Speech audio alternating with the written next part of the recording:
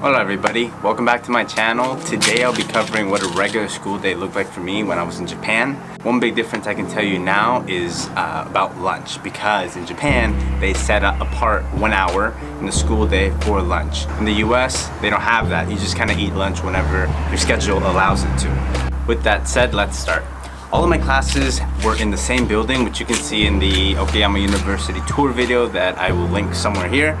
My first class was the Japanese language class, where we focused mostly on grammar and conversation. On this particular day, I had a test, so that's what you see. It was like a conversation test, so I think I did pretty good on it from what I remember. I liked the class. I did get a little bored though sometimes, just because like it was a 2-hour class from 8:40 to 10:50. We had a small 10-minute break in between, and we actually met 4 times a week. I have a short attention span, so just kind of like focusing on the lecture the whole time was, tedious, so I would not focus all the time. Maybe that's why I'm not too good at Japanese. After this class, I had a TESOL internship class, which basically taught us how to be better English teachers. And there I just kind of focused on making like fun plans, conversation lessons for the students who were in our class, mostly Japanese students. We would have conversations with them. The classes ran about 5 weeks. It was kind of, you mold it to the way you want, and you kind of just have a conversation with Japanese students, and then the teacher at the end of the class kind of, after observing you, kind of comes in and tells you, oh, you did this really well, or you can improve on this. Today's lesson was really cool because we had a local Japanese high school come into our class, and we had conversations with the English students, and it was really fun. It was a little hard to communicate since in high school, I know I never really paid attention in my language class. I took Italian. So I figured it was the same with them, so I tried to make it really interesting, and by doing that I just used my hands a lot, tried to be a little more funnier.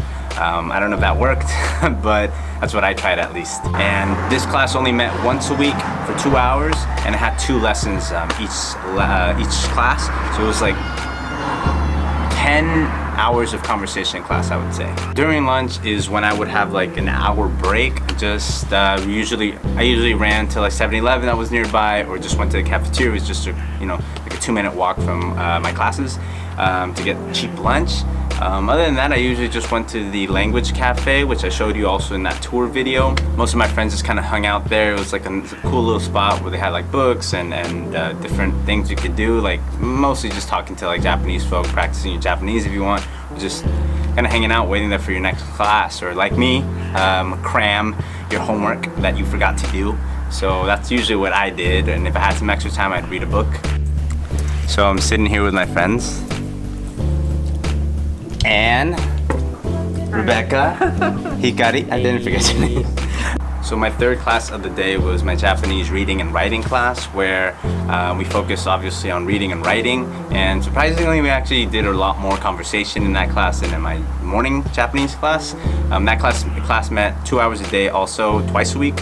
I definitely paid more attention in this one just because it was a lot more interactive, which I enjoyed. I like being able to speak more, maybe because it was a smaller class, so we had more, ability, more time to kind of have conversation and read and write, so I like that. It was a little more challenging, definitely, because we were learning kanji, which is, I think, the hardest part of Japanese, just because there's like hundreds and hundreds and hundreds of like characters we had to learn, and I'm really impatient, as I said, so just sitting down trying to memorize those was a big challenge for me. 友達とレストランに行きました。Last class I had on that Friday was a Model UN class, like a Model United Nations class, which I didn't film in there just because my battery ran out. But it was pretty cool because you broke up into little groups, and you got assigned a country, and there was an issue that we had to like prepare for this conference at the end of the class. And that's kind of just what we did. We prepared, we researched, had a lot of conversation, practiced speeches. I had taken the class before, earlier in that year, but I'd also taken it in the US. So I really enjoyed the class.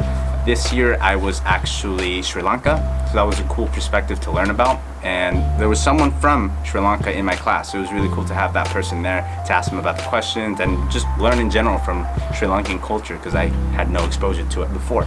All of my classes were in English, so they never really presented a problem to me. There was like international cooperation class, which I don't really know what it was still, but it was a cool class. Sociology, anthropology, so it was a good mix, I think, of classes that you can pick from. Getting to school wasn't too bad either. Just back and forth on a bike was maybe 5 minutes tops. You know, you can probably get there sooner if you're running late like I usually did every morning. And that's kind of it for today's video. I hope you guys kind of enjoy just seeing what a day in school life is when you're studying abroad in Japan. Let me know if you experienced anything different, if you went to a different country, or even if you went to Japan. I'd just like to hear what it was like for you. So leave a comment below, like and share this video please with your friends, family, whoever, and subscribe to this channel if you haven't already. Alright guys, hasta luego everybody. I'll see you guys in the next one.